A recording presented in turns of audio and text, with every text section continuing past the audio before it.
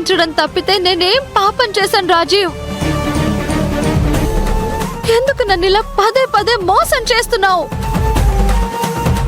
First time మన పెళ్లి టైంలో పీటల మీద నా మెళ్ళో కాకుండా జ్యోతి మెళ్ళో తాళి కట్టి నన్ను మోసం చేశావు. భరించాను, బాధని దిగమింగుకొని నువ్వే కావాలని నీకోసం ఎదురు చూశాను.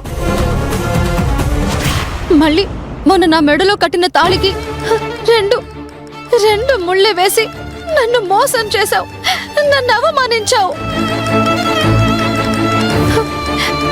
ఏ ఆడపిల్లైనా ఇన్ని అవమానాలు భరించి తట్టుకోగలదా రాజీవ్? కానీ నేను భరిస్తాను. ఎందుకంటే నాకు నువ్వు కావాలి. ఇది ఫిక్స్. నువ్వు లేని లైఫే నాకు అవసరం లేదు రాజీవ్. నేను నా పేరెంట్స్ ని వదులుకొని వాళ్ళకి దూరంగా ఇక్కడ ఉండేది కేవలం నీ కోసమే. ఎందుకంటే మనసా వాచా నువ్వే నాకు భర్తవనుకున్నాను. నువ్వెన్ని ముళ్ళు వేసావన్నది నాకు ఇంపార్టెంట్ కాదు రాజీవ్. 2 ముళ్ళు వేస్తే పెళ్లి జరిగినట్టని ఎక్కడా ఏ ఆచారంలోనూ లేదు శ్రావ్య.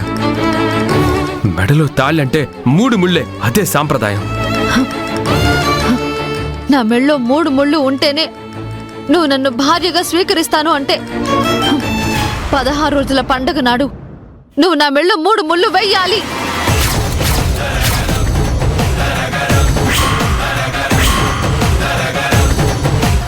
ఏంటి ఆర్డర్ వేస్తున్నావు?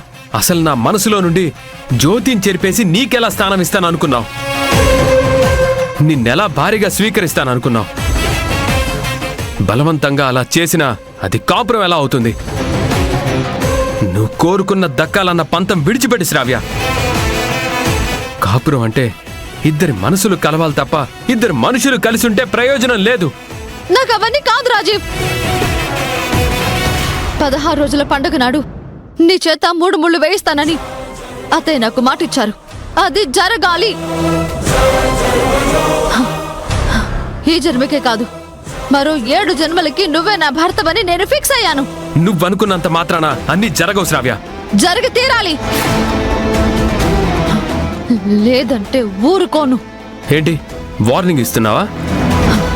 నిజం చెప్తున్నాను. ఆ రోజు గనక నువ్వు నా మెళ్ళో 3 ముళ్ళు వెయ్యలేదు అంటే నా శవాన్ని చూస్తావు. శ్రావ్య,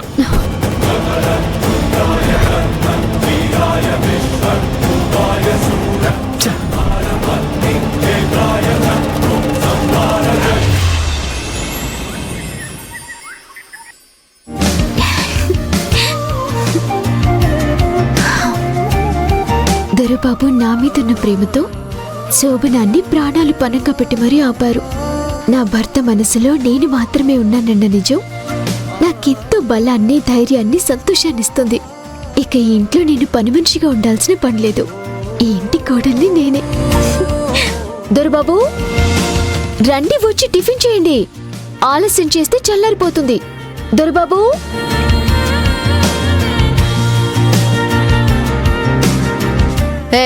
ఎందుకు అరుస్తున్నావు? దొరబాబుని టిఫిన్ కి పిలుస్తున్నాను.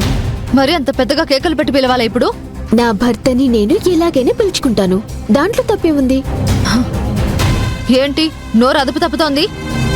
నేను కరెక్ట్ దారిలోనే ఉన్నాను. ఈ ఇంట్లోకి కోడలిగా అఫీషియల్ గా అడుగుపెట్టాను. నా భర్తని పిలుచుకునే చనువు, అధికారం నాకున్నాయి. చాలా ఎక్కువ చేస్తున్నావు జ్యోతి. నీ మురిపం 2 రోజులే, తర్వాత అన్నీ నాకు అనుకూలంగా మారతాయి. అది నీ భ్రమ. ఎప్పటికీ దొరబాబు ప్రేమ, సపోర్ట్ నాకు మాత్రమే.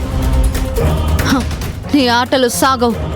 ఒక్కటి గుర్తు పెట్టుకో శ్రావ్య, నువ్వు అత్తయ్య గారు నన్ను ఎన్ని తిప్పలైనా పెట్టండి, ఎన్ని రకాలుగా అయినా ఇబ్బంది పెట్టండి, ఆ బాధలు భరిస్తూ ఇక్కడే ఉండి దొరబాబుని చూసుకుంటాను.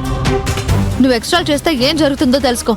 నువ్వు వార్నింగ్లు ఇచ్చినా ఇదే నిజం.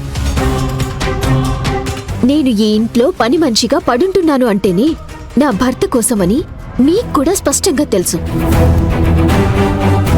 మీరేం చేసినా ఆయన్ని వదిలిపోను వదులుకోను ఇది ఫిక్స్